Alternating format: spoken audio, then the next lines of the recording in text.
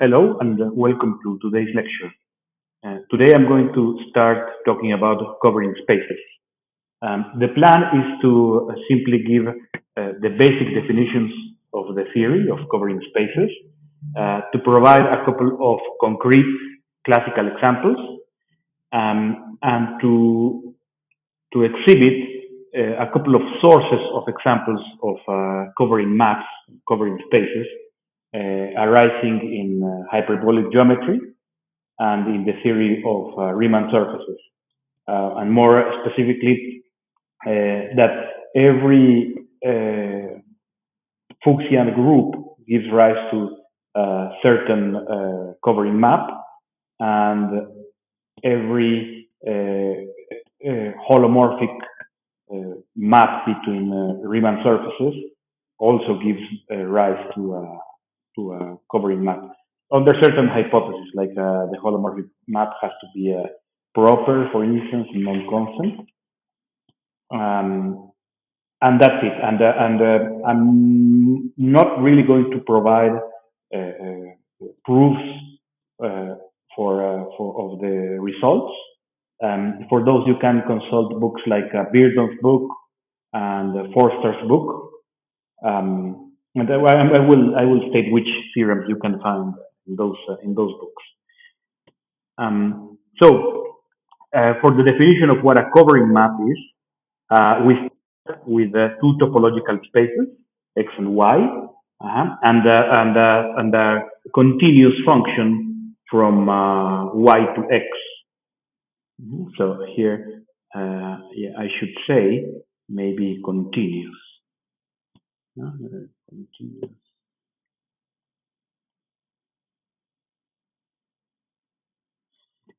And we say that such continuous function is a covering map if around every point in X, which we call the base of the basis or the base space of the map, there is some open neighborhood around the given point, with the property that the inverse image of this open set around the point in the base space, that inverse image can be expressed as a disjoint union of open subsets of Y, each of which is mapped homeomorphically to V, to the neighborhood, by P itself. Right? So, in which case we say that V is an evenly covered open subset of X.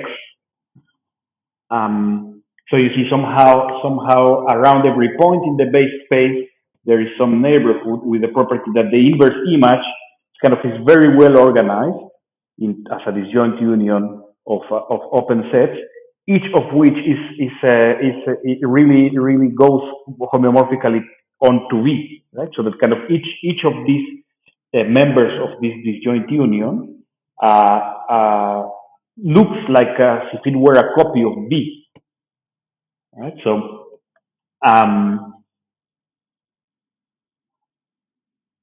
some people add to this the hypothesis that X be a path connected. I'm not going to include this extra assumption. If at all, I'm going to add it whenever I need it. And here you can see a picture depicting the situation. Right? So here would be like for any point, here would be like my given point, and for that point I should be able to find this open neighborhood V around it, with the property that the inverse image looks like a disjoint union of copies of B, each of which is mapped homeomorphically onto V by P. Right? So here it looks like a stack of tortillas lying on above V. Right? And this is around every point. Right? So it is possible to cover V with evenly covered open sets. Um, and so let's see some examples. Right. So you see before going into the examples here, it looks like somehow one can somehow unravel some around each point. One can unravel some neighborhood of the point using P. Right. It's kind of like it unravels through P, as if P were kind of a multi-valued function going the other way around, right? Although what I just said, take it with a grain of salt. Right? Okay, so now an actual example. Kind of the prototypical example is the exponential function from the reals to the circle. And you see here I'm drawing the real numbers not as a straight line as usual, but rather as a spring, right? Kind of to give you the idea that you know that so I'm somehow drawing each point above its image in the circle somehow, right? So let's say if this is the complex number one, above it I'm drawing the integral multiples of 2 pi, right? Because notice this that I'm already incorporating the 2 pi in the formula.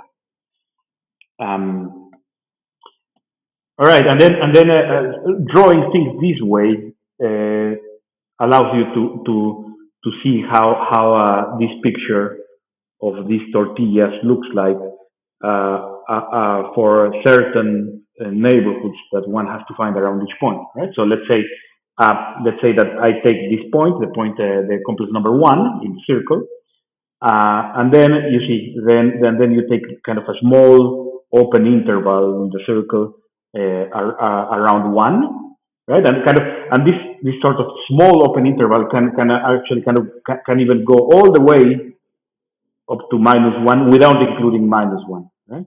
You can even go all the way around, except taking without taking minus one. Okay, and then above it, you are seeing you see kind of the what would be the tortillas whose disjoint union gives you the inverse image of this open subset of X, which in this case is the circle.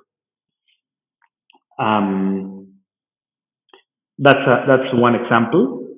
Another example, which looks more kind of from a more kind of algebraic flavor, perhaps, than this one, which perhaps has a more analytic flavor, let's say. And it's the standard projection from the real numbers to this quotient, right? Which notice that this quotient can be seen as either the algebraic quotient, the group R modulo Z, and then topologized with in such a way that this becomes a quotient topological map, or it can be seen as the orbit space of R modulo the action of Z by integral translations on R. Right? This can be interpreted both ways, and it would coincide. It would give you the same topological space, and the standard quotient map gives you is an example of a covering map. And the formal proof I leave it to you as an exercise. As you can see, these two examples are essentially the same. Essentially, in which sense? Well, in the sense that there is a homeomorphism between the base spaces in such a way that you see that one of the maps is just kind of a copy of the other map through that homeomorphism, right? So more formally, there is exactly one homeomorphism between them with the property of the diagram commutes, right? So that kind of P1 is essentially P2 via phi, right? For instance, or the other way around. P2 is essentially P1 except for the relabeling phi inverse, right? Relabeling of the name of the elements. And then I wrote it. I wrote this the domain and the codomain in this order, so that you can see that it comes to your mind that to induce this phi as a group homomorphism, and you induce it via a group homomorphism first defined from R to S1, right? And that's how you can connect the two examples. Okay, so the next example is the two-dimensional version of this example, right? So we move from R to R2, and from the circle to the torus, to the two-dimensional compact torus, right? So we consider the two-dimensional compact torus, let's say, defined as the product of S1 with itself. And then we take, as should be expected, kind of the exponentials, right? Kind of one coordinate wraps around the one coordinate, and the second coordinate wraps around the second coordinate. And of course, then kind of drawing this exact same picture, like drawing the torus, and then on top above it, draw R2 kind of wrapping around. It's not so easy, so maybe here I would only draw. I would only draw perhaps, kind of, let's say R2 with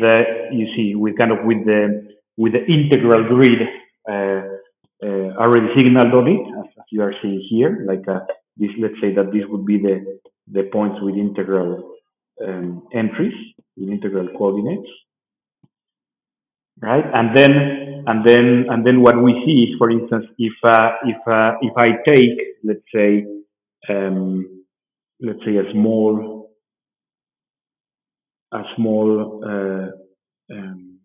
open disk, you see, very small, so that it's completely contained inside one of these squares with integral corners.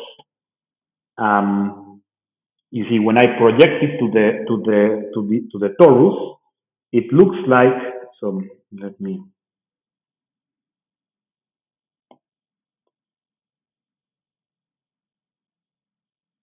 When I project it to the torus via this function, somehow, if I could draw this torus, let's say that I draw it kind of as we are used to, although it seems to me that that's a little bit of not completely conceptually accurate, but okay. This small open disk projects to let's say that I draw. You see the projection of this of these lines, let's say, and I draw them as this certain meridian and this certain equator, and then this projects onto some disk, right? That now I'm kind of slightly in trouble, because how do I draw it? But anyway, so let me kind of cheat a bit and draw it like around. Yeah, and then it turns out that this image is an open set in S1 cross S1, and its inverse image is evenly covered. So somehow the pre-image looks like, oops,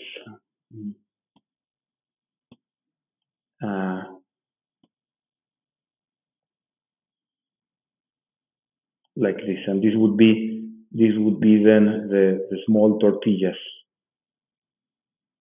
So, sorry, it's a bit not so easy to draw it. let's say. I mean, you can see that it's not perfect, right?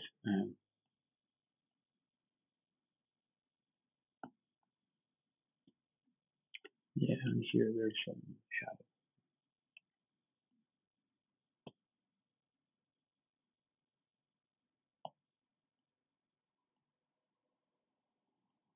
And so on, right? I mean, I would have to fill in all the grid. Right? Yeah, sorry about this. This is actually kind of just a shadow of some previous. You see, maybe you noticed that I drew something that was not kind of not circular. Anyway, so that's more or less how this picture um, and this picture looks like in the case of R2 of the plane and the compact torus seen as the product of S1 with itself.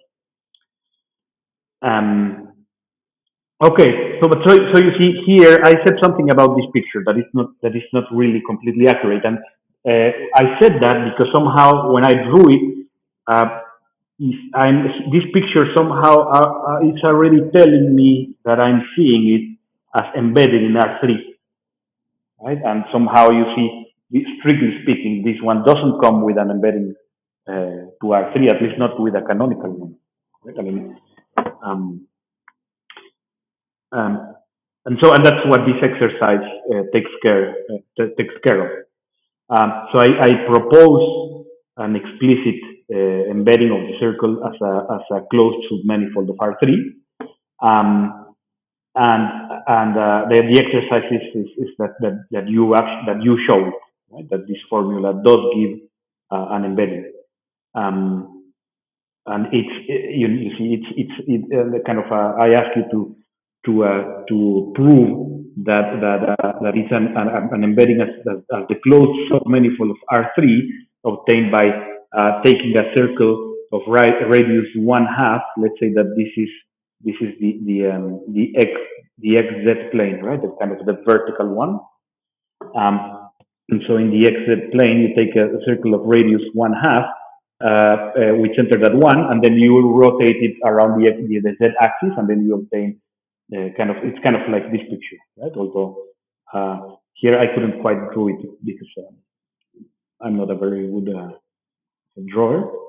Anyway, okay, and then kind of the corresponding kind of algebraic side of the picture, right? Which is now we see the torus, but this other way. Right? So this that's so you see, and here again, this space you can think of it as just taking the quotient group of R2 modulo z square with the topology that makes this one an identification, a quotient topological map, or you can see it as the orbit space of the action on R2 of the action of Z2 of Z square on R2 by integral translations. All right. And then there is, of course, the same exercise which asks you to see that to show that this kind of very explicit covering map and this one more algebraic, slightly less explicit, are actually the same covering map. Okay, and you see in both examples here, in this one and in this one, so in the one-dimensional version and in the two-dimensional version, so in the circle case and in the torus case, I said that the base space could be seen also first as topologizing the quotient group, or as taking the orbit space of certain action of z and z square on R or R2. right? And then of course with the corresponding topology that makes the standard the projection a quotient topological map. This is kind of part of a more general phenomenon, which is that if you are given a topological space and you are given a group G, which would be like this Z square in this case, or this Z in this case, which acts, which without necessarily being now a subgroup, right? Because in here it is a subgroup of R2, right? And in the other case, Z is a subgroup of R. But here I'm not requesting that G is any kind of subgroup of X, because from X I'm only requesting that it be a topological space. Well, if G is a group and it acts on X by homeomorphisms, right? So if we have an action of G on X by homeomorphism, so that the action of every element of G is given by a homeomorphism of X. And if such an action is properly discontinuous in the strong sense, and recall that in the strong sense means that every point in X, every point in the space where you are acting upon, has an open neighborhood with the property that every non-identity element of G takes it to a set completely disjoint, right? So it's completely sufficiently far away. That's it. That is for every element of X, there exists some open neighborhood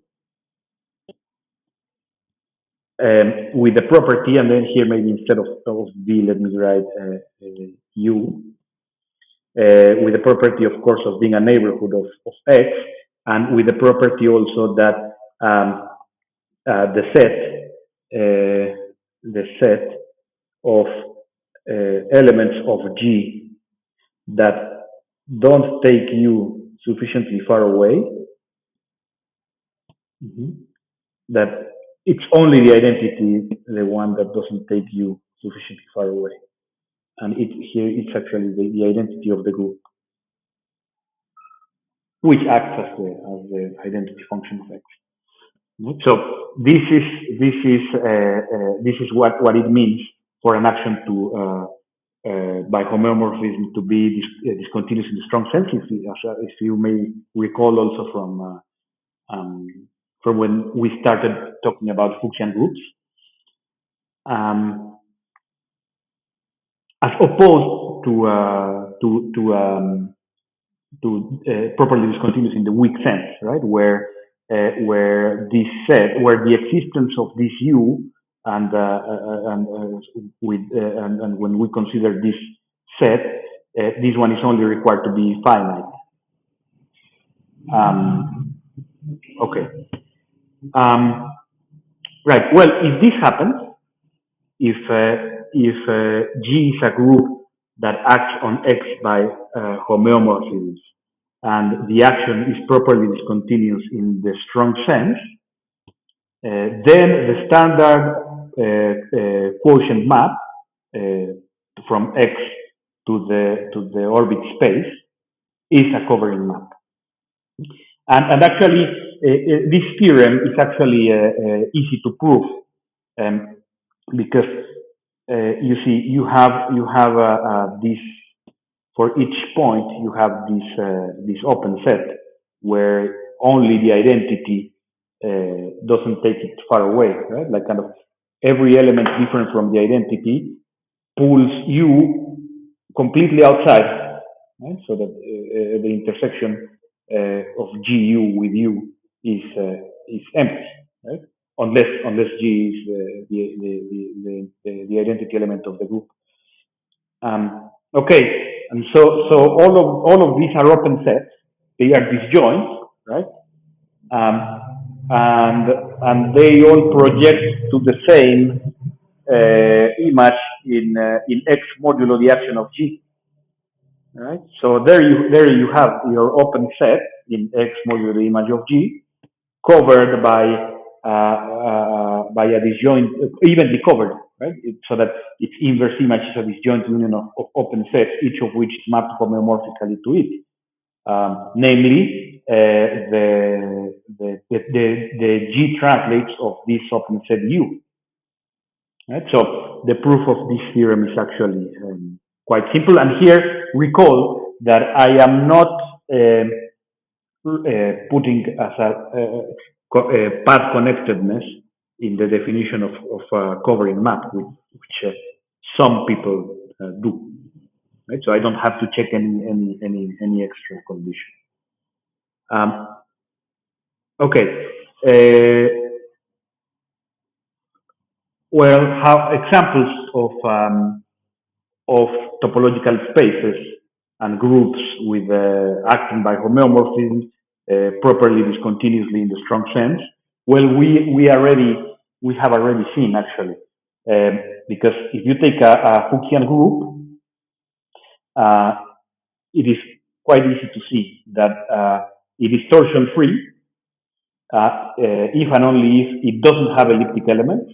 So if and only if it doesn't have elliptic Morris transformations inside. If and only if the action of gamma on the hyperbolic plane via Morris transformations, which is, by the way, an action via homeomorphisms, right? Because it's actually an action via isometry. Well, that action is properly discontinuous in the strong sense. So, if gamma is a torsion-free Fuchsian group, that is, if gamma is a Fuchsian group without elliptic elements, then the map from the hyperbolic plane to the quotient to the orbit space of H modulo the image of gamma, this one is then a covering map. Right? So there you have a first source of examples of covering maps, namely torsion-free Fuchsian groups. And of course, then there are natural questions like if you give me a Fuchsian group, say via a presentation, right? So let's say that you give me a Fuchsian group using Poincaré's polygon theorem, let's say. Yeah, so that's giving me a polygon and side pairing, satisfying the elliptic and the parabolic cycle conditions. How do I know that the group is torsion free? And of course, there is that question, that natural question. So how do I know that the group really doesn't have elliptics, right? I leave it to you to think about it in terms of what we have seen so far in the course. That's of course one question, and the other question is so the first question is, as I said, how to decide whether a given Fuchsian group is torsion free or not. If the Fuchsian group is given, say, in terms of simply generators. Another question is, okay, and how about general Fuchsian groups, right? How about those that have elliptic elements? This I will answer in a second. First, let me give you another source of examples of covering maps, covering spaces, and it comes, as I said at the beginning of the class, from the theory of Riemann surfaces. Right? More precisely, I start again now with Riemann surfaces, x and y, and I start also with a proper non-constant holomorphic map. So recall that a continuous map is said to be proper if the inverse image of a compact subset is compact. So it's kind of it is in this, since x and y are Hausdorff, it is stronger than only requiring that the function be continuous, right? So okay. Right. Okay, but other than that, it's kind of it is easy to give examples of such type of holomorphic maps. Um, for instance, if Y is compact, then any map to any Riemann surface X is proper. Um, uh, okay. It is also easy to give examples of non-constant holomorphic maps that are not proper. For instance, consider from the complex plane to the torus, the projection to R square modulo Z square. That one is not proper, and it's holomorphic. Okay. Anyway, I'm digressing. Okay. If we are given such a map, then what happens? Well, it may happen. You see, it may happen that there are branch points, right? So, kind of the basic theory of Riemann surfaces, which you can consult, say, in Forster's book, tells you that locally every non-constant holomorphic map looks like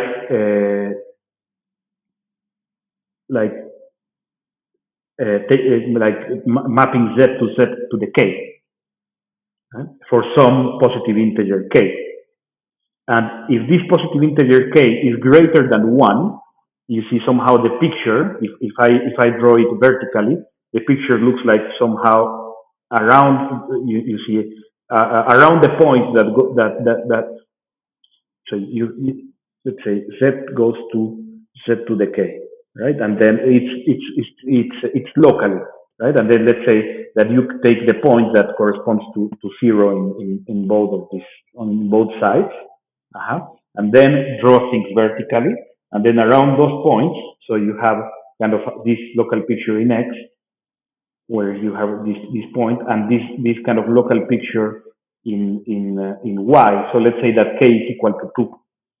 So you have kind of this sort of ramification, and of course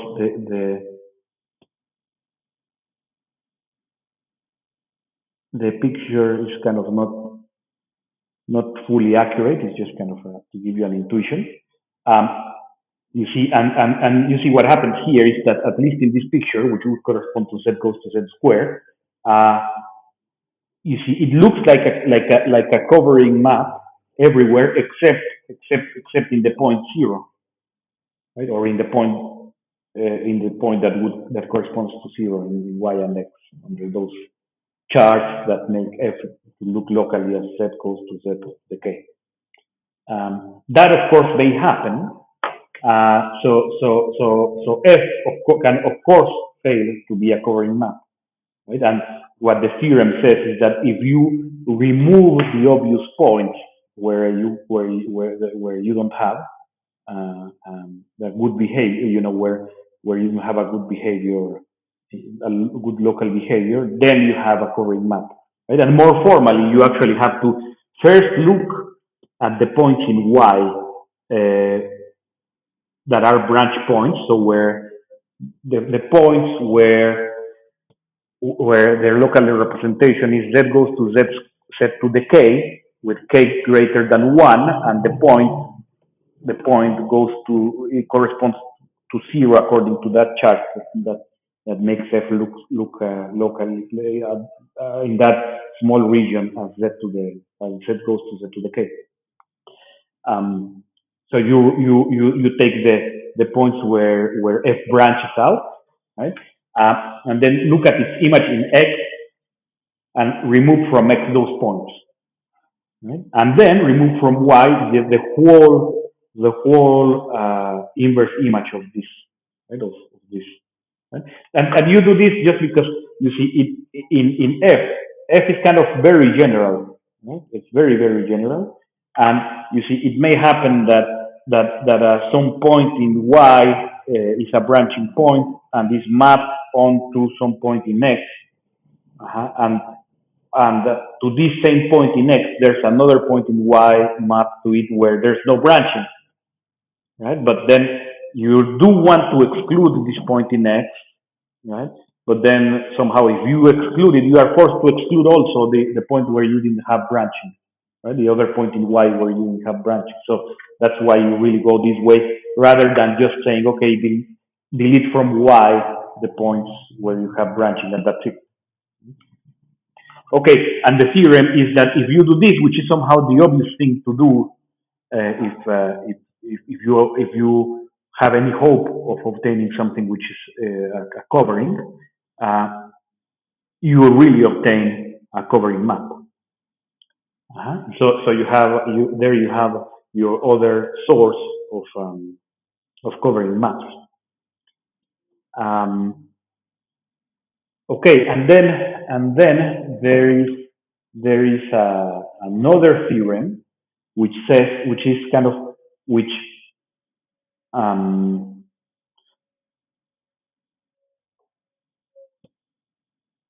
which is the following.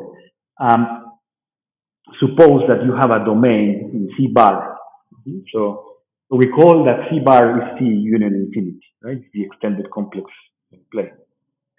And suppose, so and Y is a domain, so it's an open connected subset of C bar. And suppose we are given a subgroup of PSL2C, and whose action on C bar by Mobius transformations, right? I mean, PSL2C acts on C bar by Mobius transformations, right? So if I'm given a subgroup, of course the subgroup still acts on C bar by Mobius transformations. And if this domain and this group have the property that Y is preserved by G, right? Bijectively, right? I mean, that is for every G in G, G of Y is equal to Y, which follow, you see, anyway, I mean, G is a group, right? So it's enough to say this. But anyway, if Y is stable under the action of G, and the corresponding action, when I look at it, it turns out to be properly discontinuous, but now not necessarily in the strong sense, but rather perhaps only in the weak sense, right? So that around every point in Y, there is around every point in Y, there is a neighborhood with the property that the number of elements of G that do not take it completely outside is only finite. Okay. Then in that case, the orbit topological space admits the structure of a Riemann surface, and with the property that the standard projection is a holomorphic, and again, when you exclude kind of the bad points, you see when you exclude the obvious points that you have to exclude if you are to hope to obtain some covering map, you indeed obtain a covering map.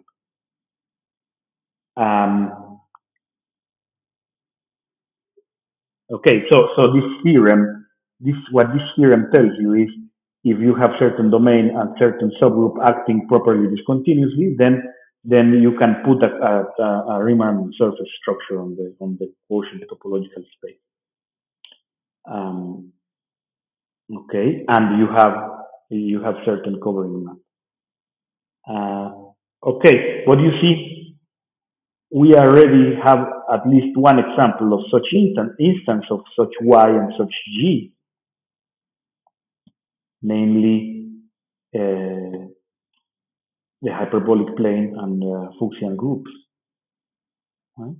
So let's say the hyperbolic plane, let's say the upper half plane, So that we actually know that for any given subgroup of PSL2C, the subgroup turns out to preserve U precisely if it's a subgroup of PSL2R.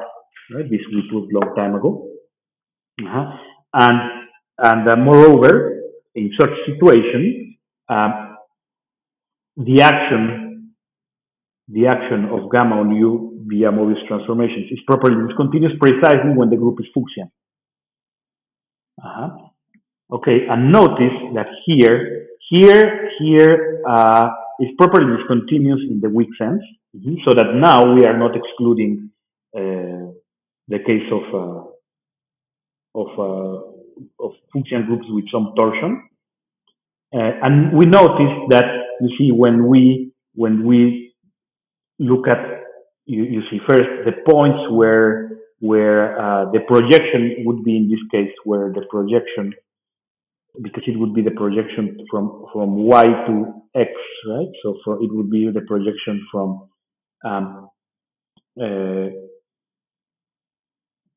u to u modulo gamma. And so now we know that this one is a Riemann surface, that this one is holomorphic.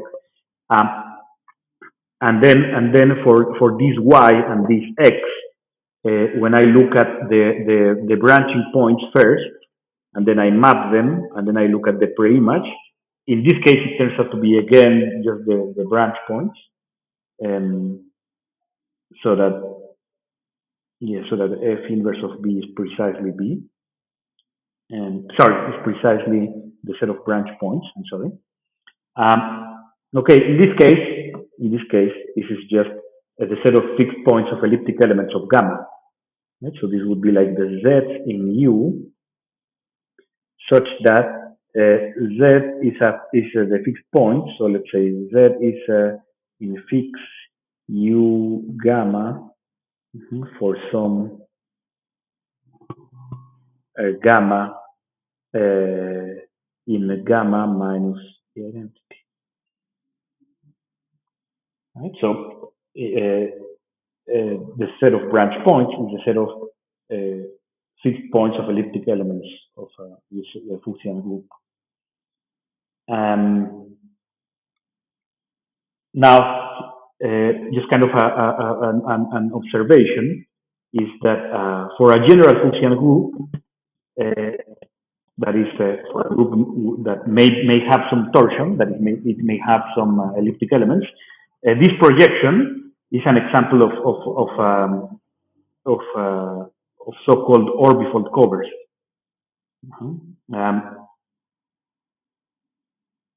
Okay, and you see,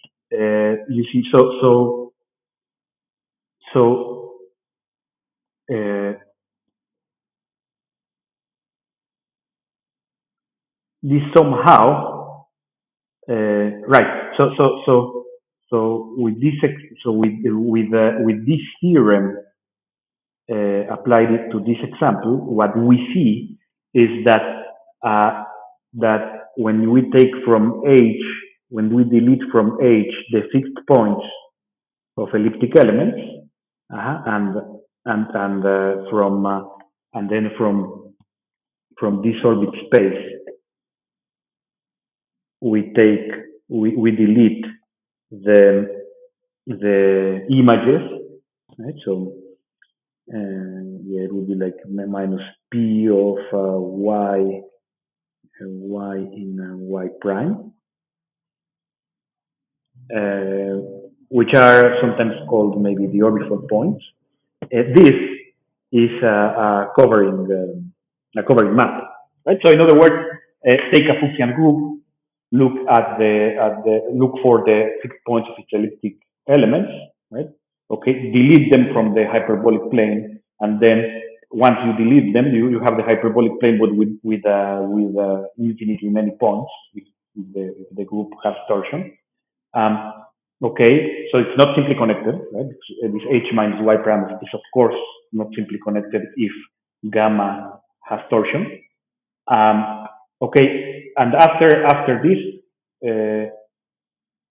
glue, right? I mean, go to the orbit space. Okay, this map is a covering map.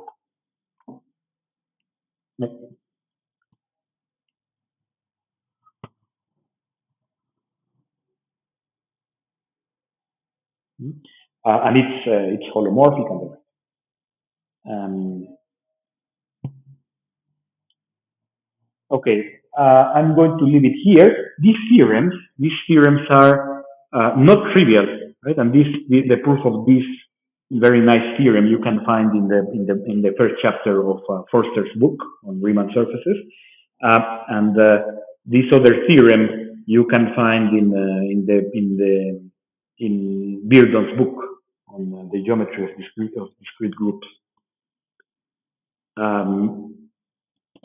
Notice, however, that this other theorem was easy to prove, and that this example I leave as an exercise, and it's not a hard exercise.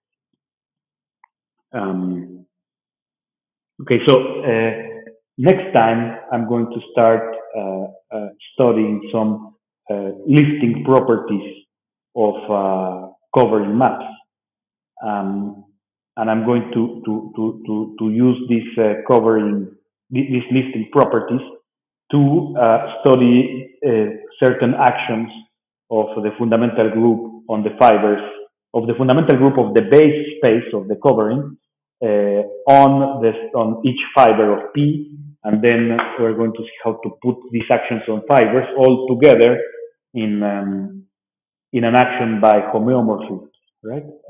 Homeomorphism of not of the base space but of the domain of the cover, and this way we are going to connect the fundamental group with the group of Dex transformations of the cover.